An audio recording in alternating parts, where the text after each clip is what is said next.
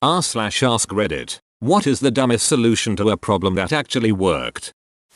Back when I was in 6th form at school, we had new sofas in the common room. A room where our year could hang out and relax, work, listen to music on our time off. They had been there only a couple of days before one of the legs snapped off one of the sofas. Now we could have attempted to fix it, or just left it missing a leg, but there were often checks and cleaners moving furniture would have noticed it was broken and we would have got in trouble for not respecting school property. So we did the only sensible thing, which was break all the legs off the sofa, and then all the sofas in the room so they were all at the same height. We stashed the legs in the ceiling, and nobody knew a thing.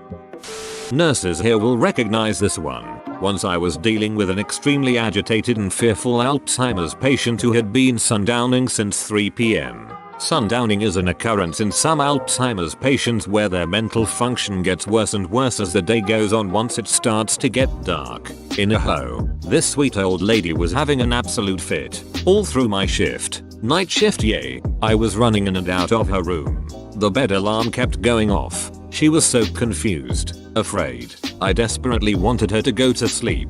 Mind you, I had 7 other patients. I finally walk her out to the nurse's station and plop her down in a seat next to me while I do my charting. She is yelling at me and throwing things. I've had it at this point and I'm running out of ideas. I finally look at her and say, "How will I ever finish with a wash? My husband will be so mad when he gets home. Would you help me finish?" She looks me right in the eye, clear as day, and says, "Damn it sister, don't you ever learn? Give me that laundry." Haha, so I grab a stack of folded towels and mess them up real quick and plop them in front of her, and she folded all of them. I would say, "Oh look at that." She turned around and I would mess the towels up again. This went on a few times until this sweet lady just passed out, exhausted from being so worked up earlier, and maybe from all the towel folding. I slowly push her in the desk chair down the hall and gently get her back into bed. She started to wake up and I leaned down and whispered, "All the wash is done. You have nothing else to worry about." She slept throughout the night. We were both happy. I am the grandma whisperer. My dad used to be a nurse. He said that saying "shh, the baby's sleeping" works 90% of the time on Alzheimer's patients. My brother's Mill has Alzheimer's and she would throw a huge fit over cigarettes and I finally broke and yelled at her, "Susan, be calm now. Caroline is asleep." It had a calming effect on her almost immediately. She sat down on the patio, in her favorite rocking chair and smoked that entire cigarette with a smile. Not a care in the world.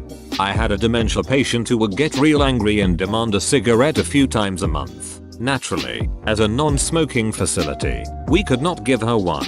Finally I cut a straw in half and colored one end with a red marker. Worked like a charm. She'd sit and puff in her cigarette for hours, happy as a clam. Dudes pissing absolutely everywhere in the bathroom where I once worked, so the janitor put a little red sticker in each toilet and suddenly the problem stopped. Apparently men will aim at a target 100% of the time, if a target is presented. I don't remember where, but in some European city they fixed the cigarette end problem by creating an ashtray with 2 boxes, and a question. Who's the best soccer player? On one box there was Messi and on the other one Ronaldo. I remember it worked pretty well. That's why a lot of urinal brands have their logo in them.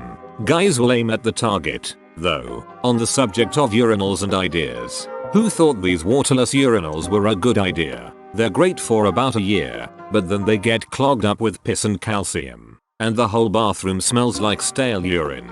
In Europe I've seen urinals where the target is a little life-size fly outline, and what makes it really clever is it's off-center so it looks more realistic. You would need to have pretty bad eyesight to not realize that it's not real, but it just makes it more compelling to aim at. As far as waterless urinals, in my experience they aren't any nastier than regular ones. Off-center also causes less splash. I read this somewhere so I'm not sure if it's true, but an airport was having complaints that luggage was taking too long to get to baggage claim. The airport solution was to move baggage claim even farther away from the gates. The complaint stopped because a lot of the time spent waiting was now spent just walking there. The actual time it took to get your luggage wasn't any faster. An officially recommended solution to a common problem with the Apple III was to lift the computer 2 inches and drop it.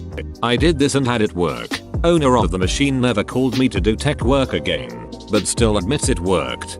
I like to believe that they never called you because they concluded that lifting technology 2 inches and dropping it was the solution to all tech problems and so easy they could do it themselves. And so, to this day, they're dropping their iPads and iPhones, possibly from ever increasing heights in the belief that the higher something is, the more likely it is to fix the problem.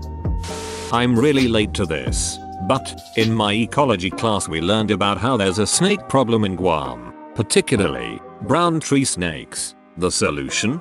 Dropping dead mice laced with Tylenol attached to tiny streamer cardboard parachutes. Tylenol is poisonous to the snakes and the streamers attract their attention. It worked. The snakes ate the mice and it mitigated the snake problem that was affecting the native bird species. I was tested on this in my final exam. I like to imagine that for your test you were given a piece of fabric, some string, a box of Tylenol and a dead mouse. Probably in the right place for heart attack anyhow. We had a problem with an order, so I wrote an email from my email address to customer support asking them on how to proceed. They told me that since the order was done in my girlfriend's name they couldn't give me this information for privacy reasons. So I just replied, still from my email address, with, I hereby allow Fragrant Vegetable to inquire information about my order. Regards. Insert girlfriend's name here. Apparently that was proof enough for them to give me said information, which actually was just to call a certain number. Why that information fell under their privacy policy in the first place is still a mystery to me. Similar scenario, me. I need to pay a bill for my wife's unisex name support. And what is yours? Me. Male name. Support. You are not on the account so I cannot take payment. Hang up and immediately call back. Get the same support person. Me. Hello, my name is wife's unisex name, and I would like to make a payment support. Hello, wife's unisex name. No problem. Can I get the name on the credit card? Me. Male name. Payment made. Edit. Formatting edit to change B gender wife name to wife's unisex name. Wrapping your Xbox 360 in a towel and leaving it turned on caused some of the ship connections on wiring to resolder themselves if you had the ring of death. Something daft like that anyway. I fixed the HDMI ports on one of my TVs by baking the motherboard in the oven. Yep, when the towel trick stopped working on my 360, I started to put it in the oven for a bit instead. While it does work, it is not a good fix. Many of the red ring concerns were shifty solder, not shifty solder job. They used crap quality solder and didn't use enough, which is ducking stupid honestly. It isn't hard to get the right amount of solder. The towel would created enough heat to reflow the ship solder to get a good connection, but it would soon separate again as it was still ship solder and still too little. Some would work for years after, some got a few days. Had to send in a letter once. The envelopes had no sticky adhesive and couldn't find the tape at home. My dad, who's pretty much as old as Confucius, just grabs a grain of rice out of my bowl and used it as the adhesive. It worked so well. Edit. Since people keep asking, it was just cooked white rice I was eating for dinner. Believe it or not, this was a standard practice in India a few decades ago. 1 cup of rice every day during the kite season. Good times. When my dad was growing up in Brazil, him and his friends used to have kite fighting competitions, where they'd mash up rice, break out some glass, combine the two, coat the kite string with it, and attempt to cut one of the other friend's kite down.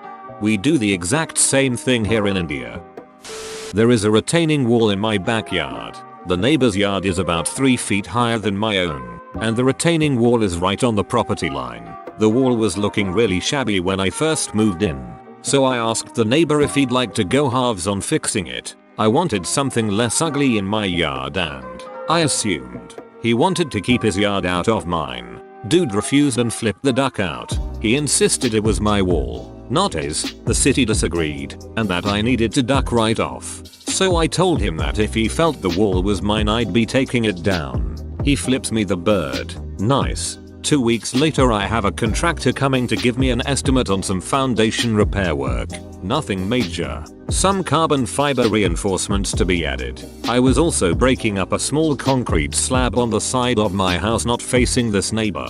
So the contractor arrives. I go to greet him in the backyard with a sledgehammer over my shoulder. We had some brief discussions outside. Went inside and he did his thing. Then we talked for a while outside a bit longer. All the while I'm holding this stupid sledgehammer. Neighbor comes over 15 minutes later and is seriously freaked out because he assumed that I was about to take down the wall and was hiring this guy for, well, something related. He agrees to get the wall repaired at his expense because he really doesn't want me to demo the wall. In the end, he had the old wall removed and re-poured and I hired a mason to do some nice looking stonework over the poured concrete. I got a nicer looking yard and he took care of his dilapidated property all because I happened to be outside with a sledgehammer.